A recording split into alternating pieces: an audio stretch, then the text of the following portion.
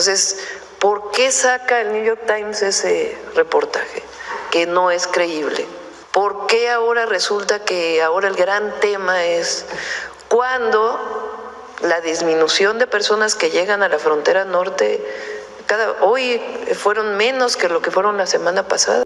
¿Dónde están los datos?, se pregunta Claudia Sheinbaum. Hacemos lo mismo nosotros desde la base. Pongamos las nuevas explosivas revelaciones de New York Times en su debido contexto. Que iban a ir con todo contra el gobierno de Claudia Sheinbaum no estaba en discusión en ningún momento. Creo que todos teníamos clarísimo que a la presidenta mexicana no se le iba a dar este tiempo de gracia que se suele pedir para líderes de otro signo político cuando asumen el poder. Eso de hay que esperar un tiempo a ver qué hace y cómo, ese típico discurso que sacan a relucir cuando se trata de liderazgos como los de Javier Milei o de Daniel Noboa, pues en el caso de Claudia Sheinbaum no aplicó en ningún momento.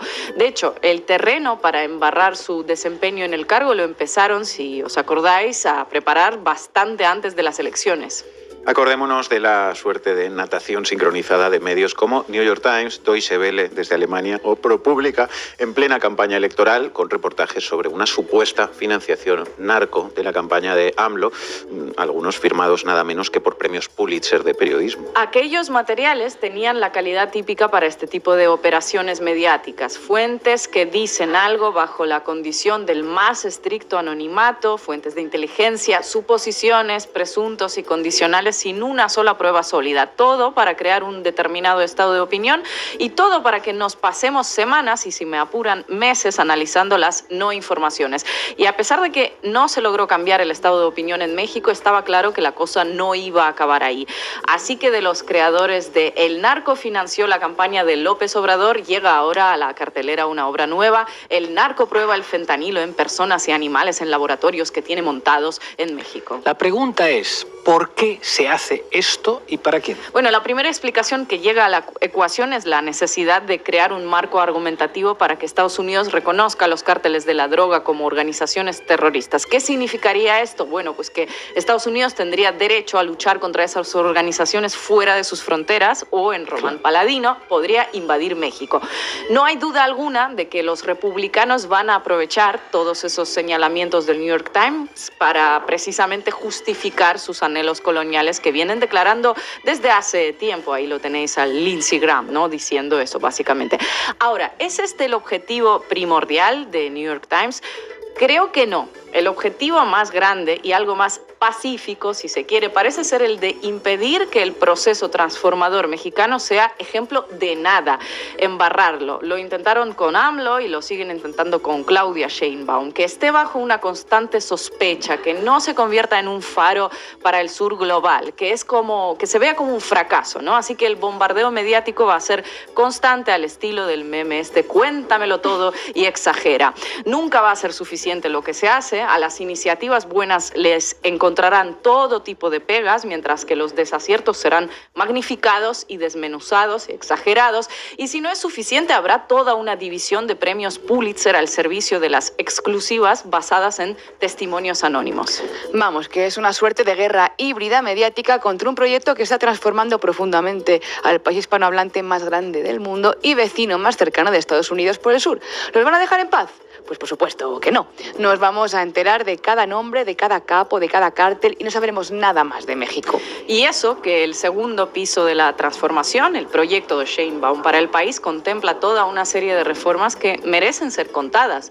Su gobierno cumple ahora 100 días de gestión y ya de estos primeros algo más de 3 meses nos podemos hacer una idea de lo que está en juego para México.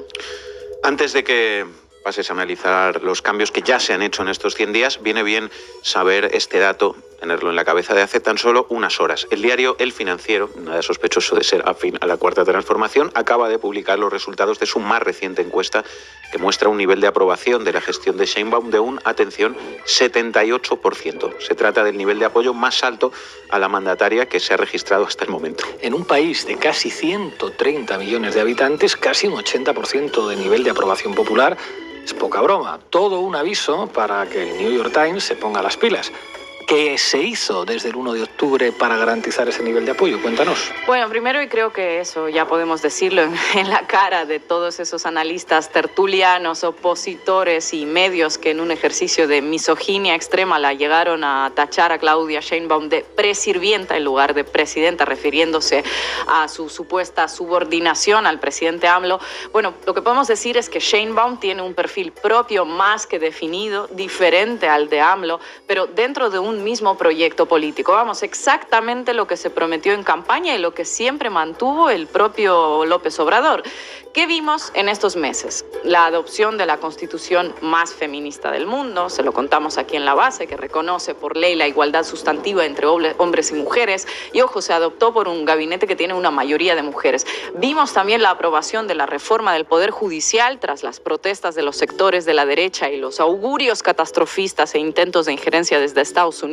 También se reconoció finalmente a los grupos étnicos indígenas y afroamericanos como sujetos legales, y el 20 de diciembre más de 2.000 hectáreas de tierra fueron devueltas a 2 pueblos indígenas de Chihuahua. Todo esto en 3 meses y sorteando ataques de la progresía mediática, a la par que las amenazas de Donald Trump sobre deportaciones masivas de migrantes ilegales, aranceles de hasta un 25% y la famosa lucha contra el fentanilo. Y ojo, que todas esas amenazas han tenido respuestas bastante contundentes. Se le recordó de forma cortés a Donald Trump que México también puede deportar a inmigrantes estadounidenses y que también puede subir aranceles. A un arancel vendrá otro, dijo Sheinbaum. Eso mientras el primer ministro dimitido de Canadá, país que igual que México está en la mira proteccionista de Trump, no abrió la boca para defender al propio Estado al que representa, ¿no? A nivel internacional, el clamor mexicano por la paz ha sido lo que destacó en la cumbre del G20, cuando Sheinbaum propuso invertir en la reducción de la desigualdad, lo que se invierte anualmente en la industria armamentística y en la guerra.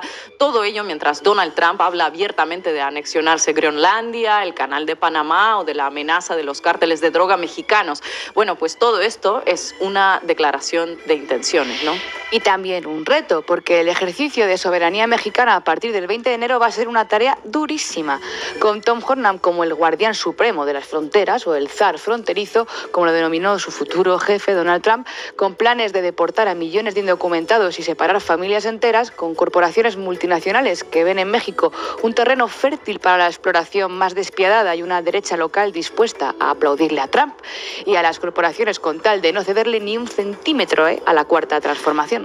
En 100 días hemos visto algunos cambios ya y unas cuantas publicaciones, no solo de New York Times, sino del Grupo Prisa también, que echan tierra sobre lo que se está haciendo en México. Y esperen que se vendrán más cositas, porque el proyecto de Sheinbaum contempla todavía una reforma agraria que puede ser motivo de operaciones mediáticas aún más fuertes. México ya reafirmó que buscaría prohibir el cultivo de maíz genéticamente modificado de Estados Unidos para proteger las variedades nativas, los derechos indígenas y la soberanía alimentaria. Así que no les quepa duda de que en breve veremos a la maquinaria mediática trabajando a todo trapo para los intereses de megaempresas como Cargill o Bayer Monsanto, porque como bien sabemos, nada, absolutamente nada puede ni debe alterar el buen funcionamiento y la rentabilidad de sus negocios. Esta reforma se empezará a discutir ya a partir de febrero, junto con muchas otras: subvenciones económicas para mujeres mayores de 60 años, ampliaciones de becas para estudiantes, reducción de la jornada laboral de 48 a 40 horas semanales. Hemos dicho desde aquí en muchas ocasiones que México es la gran reserva ideológica de la izquierda en América Latina.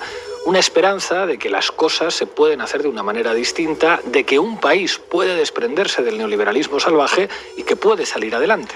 Y a medida que se va demostrando que efectivamente sí se puede hacer otro tipo de políticas más sociales y más independientes, incluso estando al lado de Estados Unidos, pues crece la reacción de los sospechosos habituales, de aquellos que quieren mantener al sur global bajo su control, cueste lo que cueste. Y no solo son sectores afines a Trump, no únicamente estos sectores, es todo el establishment estadounidense en su conjunto y el gran capital a nivel mundial. Que avance la transformación todavía más. Y segundo, que es tiempo de mujeres. Y esos dos temas son muy poderosos en nuestro país.